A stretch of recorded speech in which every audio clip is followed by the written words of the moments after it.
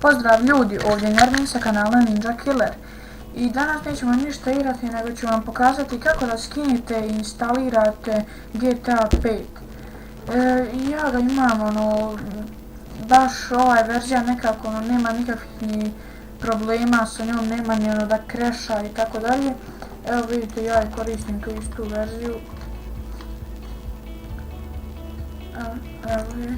I znači, prezadovoljna sam, nema nikakvih problema i to.